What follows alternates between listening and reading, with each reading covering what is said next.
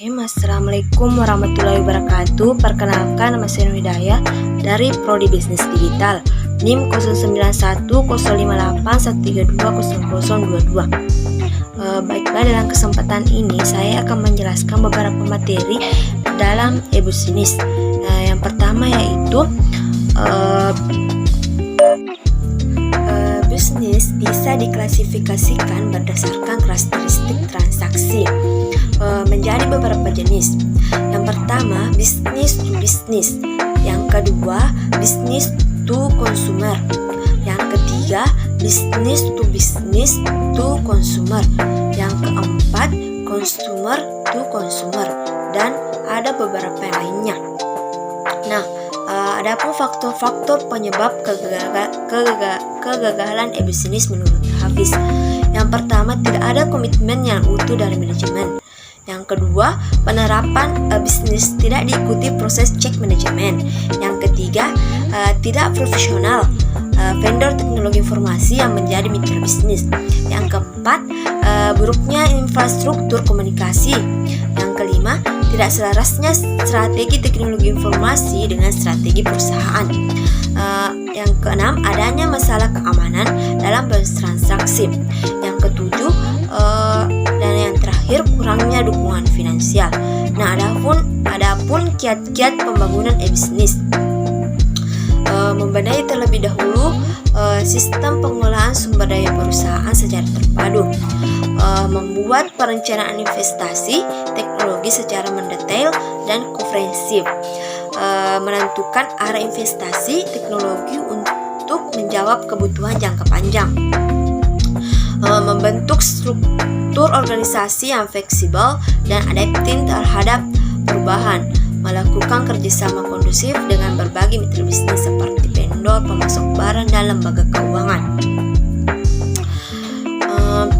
Selanjutnya yaitu sistem informasi fungsi bisnis. Sistem informasi pertama yaitu sistem informasi fungsi bisnis, informasi manufaktur, sistem informasi sumber daya manusia, sistem informasi akuntansi, dan yang terakhir yaitu sistem informasi keuangan. Adapun materi selanjutnya yaitu infrastruktur bisnis. E-bisnis merupakan kegiatan bisnis yang dilakukan secara otomatis dan semi-otomatis, dilakukan dengan menggunakan teknologi elektronik. E-bisnis kemungkinan suatu perusahaan untuk berhubungan dengan sistem pemrosesan data internal dan eksternal secara lebih efisien dan fleksibel. E-bisnis juga banyak dipakai untuk berhubungan dengan supplier dan mitra bisnis perusahaan, serta memenuhi permintaan dan melayani kepuasan pelanggan secara lebih baik. Infrastruktur e-bisnis adalah arsitektur hardware, software, konten, dan data yang digunakan untuk memberikan layanan e-bisnis untuk karyawan, pelanggan, dan mitra.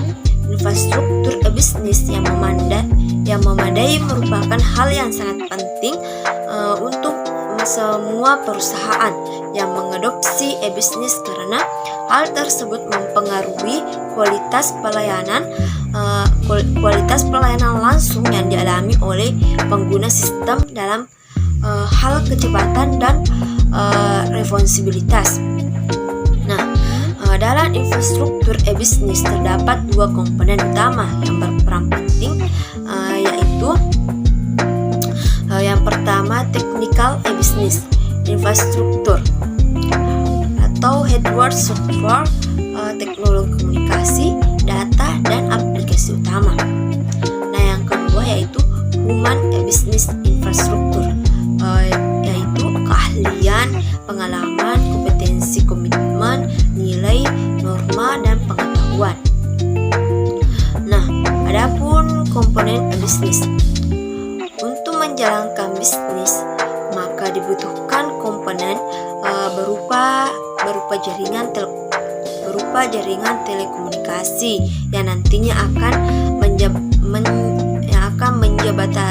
menjembatani bisnis antara perusahaan dengan para konsumen ataupun melakukan operasi internal. Komponen tersebut terdiri dari beberapa jaringan. Beberapa jaringan komunikasi di antaranya yaitu yang pertama yaitu Local Area Network atau LAN atau LAN. Yang kedua Metropolitan Area Network atau MAN. Yang ketiga Wide Area Network. Yang keempat Value Added Network. Yang kelima intranet. Yang keenam internet. Nah, selanjutnya arsitektur e-bisnis. Arsitektur e-bisnis adalah gambaran bentuk atau model baru yang terpusat dalam hal untuk mewujudkan fungsi proses pada bisnis. Dalam membangun arsitektur bisnis maka dibagi fungsi proses persilangan yang terintegrasi untuk kebutuhan banyak perusahaan. Jadi arsitektur bisnis di sini berhubungan dengan bentuk desain yang ada dalam bisnis.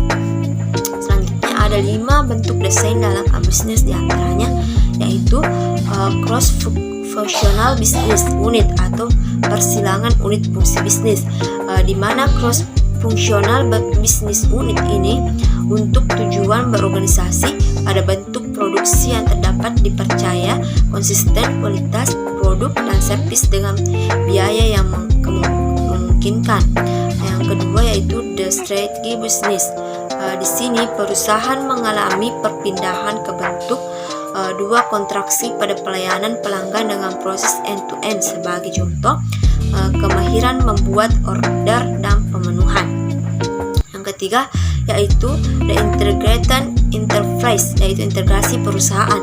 Dalam hal ini perusahaan fokus pada 3 bentuk produksi biaya dan efisiensi internal. Arah tujuannya yaitu ke arah tanggapan yang tinggi dari pelanggan, kemungkinan ke arah kecepatan deliver dengan produk kualitas yang tinggi dan pelayanan dengan total biaya pengantara yang rendah. Adapun yang keempat yaitu the extend enterprise, peningkatan perusahaan dengan melakukan sebuah multi enterprise supply chain, rantai multi supply perusahaan. Dengan sebagai struktur informasi menentukan integrasi rantai supply lebih efektif, outsourcing dan solusi self-service untuk internal maupun eksternal memakai. Tujuannya adalah meningkatkan penghasilan, di mana beberapa perusahaan menyelesaikan dengan pengukuran produk pelanggan, pelayanan, dan penambahan nilai informasi. Yang kelima yaitu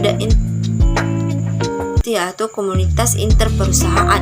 Fokus pada pemimpin penjualan, perusahaan melakukan konsolidasi pada kebenaran komunikasi interperusahaan, di mana mereka bersama-sama mengharapkan tujuan dan hasilnya secara jarak lintas dan kebutuhan perusahaan dengan menggunakan teknologi yang tentu saja disebut sebagai internet.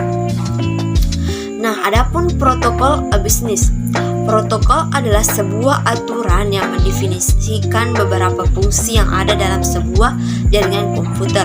Misalnya mengirim pesan data, informasi, dan fungsi lain yang harus dipenuhi oleh sisi pengirim atau transmitter dan sisi penerima atau receiver agar komunikasi berlangsung dengan benar. Selain itu, protokol juga berfungsi untuk kemungkinan 2 atau lebih komputer dapat berkomunikasi dengan bahasa yang sama. Beberapa perusahaan komunikasi yang berperan dalam menetapkan standarisasi protokol antara lain yaitu Electronic Industries Association, yang kedua Komite Konsultif Internal dan Integrate Telephonic, yang ketiga International Standard Organization, yang keempat American National Standard Institute, yang kelima Institute of Electrical and Electronic Engineer. Agar suatu protokol dalam jaringan dikatakan baik dan memenuhi standar, maka terdapat 3 bagian atau komponen dasar yang harus diperhatikan. Di antaranya itu sintas. Sintas merupakan format data dan cara mengkodean yang digunakan untuk mengkodekan sinyal. Yang kedua, simatisnya. Simatis digunakan untuk mengetahui maksud dan informasi yang dikirim dan mengkoreksi kesalahan yang terjadi dari informasi tadi.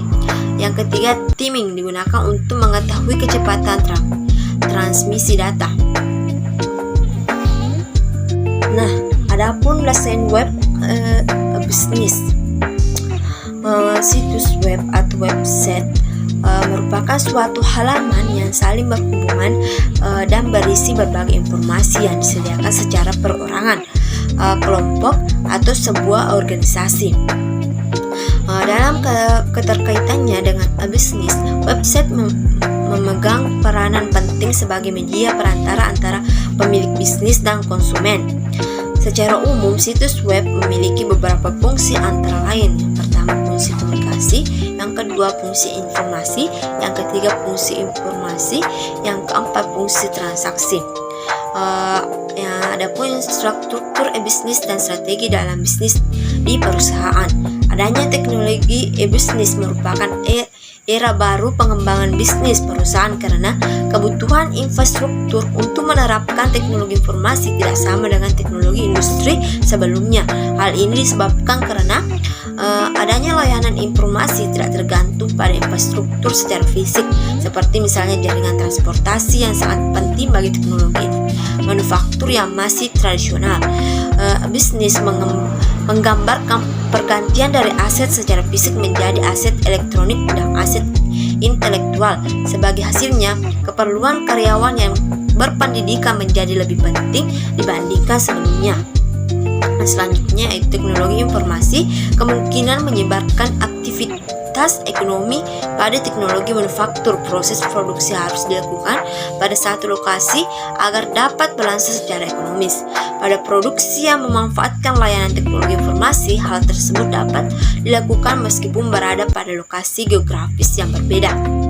Nah, selanjutnya yaitu teknologi informasi bukan merupakan modal insentif seperti teknologi manufaktur. Sebagai hasilnya entrepreneur dapat masuk pada berbagai bisnis berhubungan dengan teknologi informasi dan investasi teknologi yang kecil. Nah, oleh karena itu strategi pembangunan infrastruktur bisnis yang efektif merupakan cara penting untuk mendapatkan keuntungan lebih bagi perusahaan. Nah, itulah tadi beberapa rangkuman materi yang sempat saya bawakan. Kalau ada kesalahan mohon dimaafkan. Wassalamualaikum warahmatullahi wabarakatuh.